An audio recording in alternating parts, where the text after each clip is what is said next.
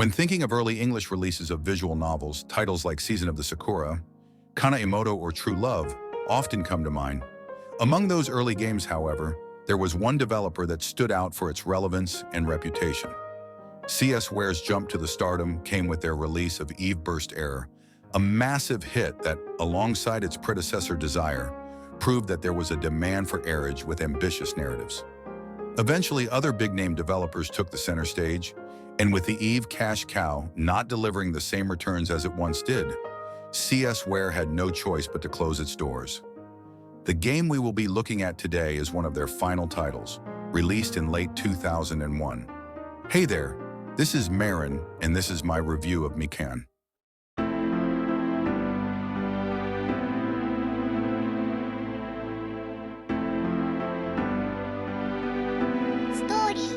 The story follows Hajime, a novelist who, after winning several awards, is struck by writer's block. One day, while strolling through his favorite area, he decides to take a different path, where he stumbles across an old and mysterious bookstore called Mikan he had never seen before. He feels oddly compelled to enter it, almost as if the store itself is calling out to him. Once there, he realizes this is no ordinary bookstore, as all of its articles are incomplete manuscripts of various authors. Surprises don't end there, as he quickly finds his first yet still unfinished book, The Empty Vessel. The shopkeeper urges him to take it home and breathe new life into it. Despite not being able to shake off his bewilderment, he agrees. As Hajime returns to his study, he immediately begins to immerse himself in his own world, visualizing each of the 3 scenarios that will compose the book. All 3 stories center around one single character, a woman named Nozomi. 3 stories, 3 different Nozomi. However, as soon as he places his writing brush on the manuscript, he is suddenly transported into the worlds he imagined, only to find that what he experiences there oddly differs from what he had originally envisioned. The main distinctive characteristic of this visual novel is that it was written by 3 separate writers. This could have led to an incoherent feeling, but generally speaking, it doesn't. That's probably thanks to the story having the protagonist also be a writer, which properly contextualizes the anthology approach of the narrative, as well as some common elements that anchor these stories within a meta-narrative. That's not to say each one of them lacks its own unique personality. In fact, they are quite different, both stylistic and genre-wise, from mystery to horror to simple sensuality. On the other hand, this has the side effect that not all of them are equal in terms of quality, with one of the stories being the clear standout. They do, however, share some traits, mostly the setting and the characters. All of these stories take place in a Western-style manner, filled with countless rooms and secrets. It was quite enjoyable to see the way the manor's atmosphere changed between stories, with locations that were ordinary in one narrative receiving completely different meanings in others. But at its core, this is a story about its small yet well-defined cast, consisting of Nozomi, the at first main heroine, Ruri, the young girl who often takes the role of a little sister-like character, Kyo, a cold and composed woman, and the mysterious Mayumi.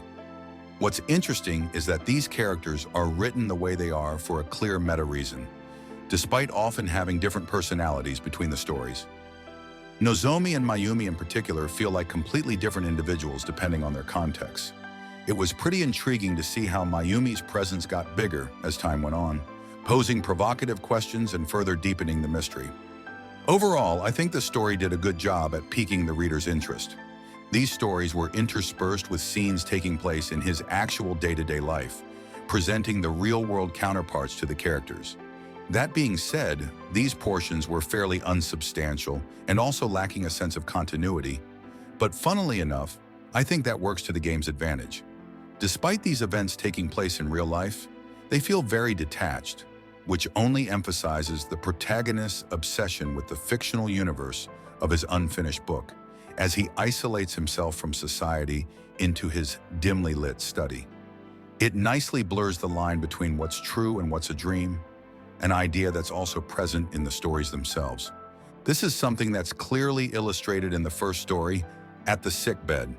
In this story, Hajime is hospitalized in the manor, which is turned into some sort of rehabilitation clinic. He's cared for by Nozomi, who works there as a nurse, and attended by Kyo, the chief doctor. The majority of scenes of this part consist primarily of slice-of-life interactions between Hajime, Nozomi, and Ruri, who in this story is also an impatient. For this reason, this story feels rather slow-paced and somewhat repetitive, where not much happens. That mundanity is, however, broken by sudden blackouts Hajime suffers from time to time. Whenever these occurred, his perception of reality faltered, transporting him into a dreamlike version of the mansion, where he would meet with the mysterious nurse Mayumi. The conversations with Mayumi were to me the highlight of this story. They gave off Denpa vibes, but they weren't obtuse for the sake of being obtuse, and instead were used as a vehicle for discussing metafiction.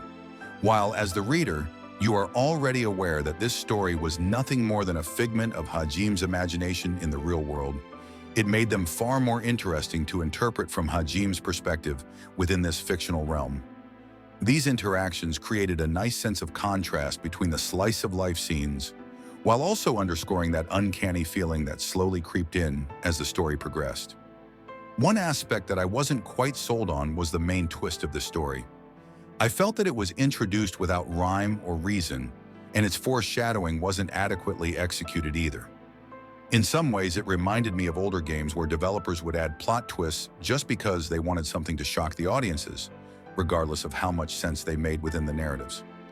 I believe this comes down to the short nature of the story. For a plot twist to land, it needs to have a sense of pertinence, but with so little time, there simply wasn't enough room to build it up.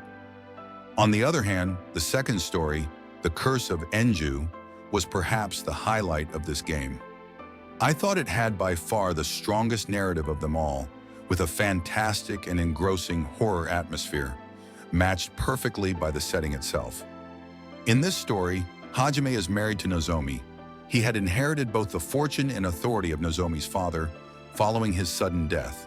But after a series of inexplicable murders occurring within the walls of the manor, he decides it's time to escape it, bringing Nozomi alongside him to protect her from this curse. In this story, Kyo is the secretary of Hajime, who, once again, shows an aloof and emotionless demeanor, while Ruri is Nozomi's second cousin, but their relationship is closer to that of sisters. Mayumi's role, however, is revealed only gradually, slowly uncovering the truth behind her identity. The increase of the horror elements here is done exceptionally well. It's a story that's not afraid to get brutal at times, but that tone isn't for mere shock value, even if it's hiding one or two jump scares here and there. That being said, I felt that nearing the ending, it got a bit too ambiguous for its own good. Maybe this is my tiny brain speaking, but some aspects about the ending didn't make much sense and created narrative contradictions. The main twist was also slightly foreseeable, but thanks to that gradual build-up, it worked much better. Even with its flaws, The Curse of Enju was deeply enjoyable and an overall captivating experience. That leaves us with The Deceitful Man, the third story of the game, which in all honesty might be the weakest. In this story, Hajime finds himself in the manor, suffering from amnesia. In this world, the mansion never sees the light of day, being shrouded in a perpetual night. There he's asked by a far more adult-behaving Ruri, who's incidentally the head of the household, to sleep with Nozomi, one of her twin children. This is basically the whole extent of this narrative, which is little more than a string of H scenes with a flimsy plot tacked on. The only slightly interesting aspect is that in this story, Nozomi and Mayumi have polar opposite personalities, where Nozomi is awfully reserved, barely showing any human emotion, whereas Mayumi is far more outgoing, even if slightly self-centered. There are some scenes with her that are reminiscent of those Denpa-like conversations from At the Sickbed, but those are too few and far between.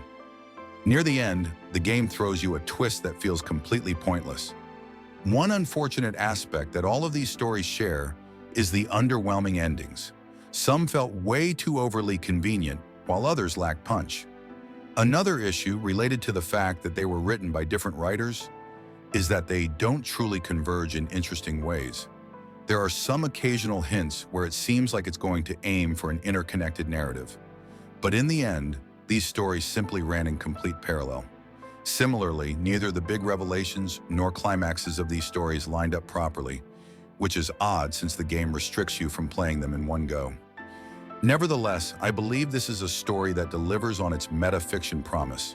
The true ending, even if predictable, offers a satisfying and fitting conclusion to the grand narrative.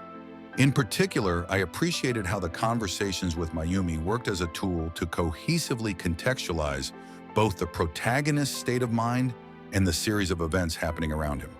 They weren't pretentious, philosophical mumbo-jumbo, but meaningful exchanges of ideas with narrative implications. One last point that completely caught me off guard was the complexity of the Japanese used.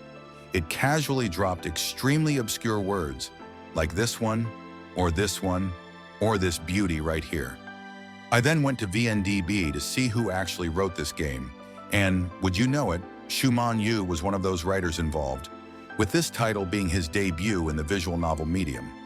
As it turns out, he was the man in charge of The Curse of Enju, which helps explain why that particular section was so strong in comparison to the rest of the game. Presentation-wise, this is a game that clearly shows its age. Visually speaking, it's quite bare bones.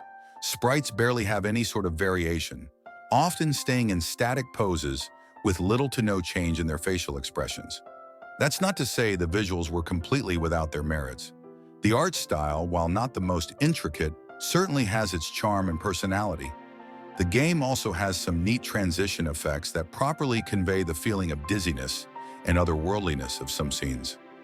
I also thought it was a nice touch how, in the scenario selection screen, the portraits changed from Nozomi to Mayumi when following her side of the story, almost as if she was forcing her presence onto the protagonist. The music, on the other hand, was great.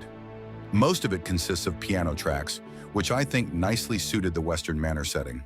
Although my favorite track had to be the one used during the horror scenes. It felt dark and oppressive in all the right ways. The voice acting was, for the most part, quite good, especially Ayumi's voice actress. That being said, I wasn't fully sold on the shopkeeper's performance. It came across as slightly amateurish. Fortunately, his presence in the story was relatively limited, so this wasn't too much of an issue. In conclusion, Mikan is an inherently flawed experience. It features a story that has quite a few clever ideas, and even if not all of them are realized, the end result is still satisfying. Furthermore, The Curse of Enju, the horror chapter, is in and of itself a terrific story with a great sense of atmosphere and buildup that easily stands on its own. At the Sickbed, while not without some pacing issues, offers an interesting narrative with an intriguing meta-commentary flair. But the third story, The Deceitful Man, feels like it's there to simply fulfill the eroge quota, with a bloated number of H scenes and a narrative that has very little to offer. Nevertheless, at its best, Mikan can be something very special. It just lacked a little bit of polish to reach its true potential. I give Mikan a 7 out of 10. And that wraps up the review. This one definitely felt like playing something from a bygone era, for better or worse. Thankfully, it didn't have the same tedious gameplay systems from something like Eve or Desire, so I still had an enjoyable time overall. I think it's a decent recommendation if you are curious about how Shumon Yuu started his way on this industry. Also, the Mikan pun was cute. Kinda cheeky, but I liked it. Anyway, as always, thanks for watching. Miran out.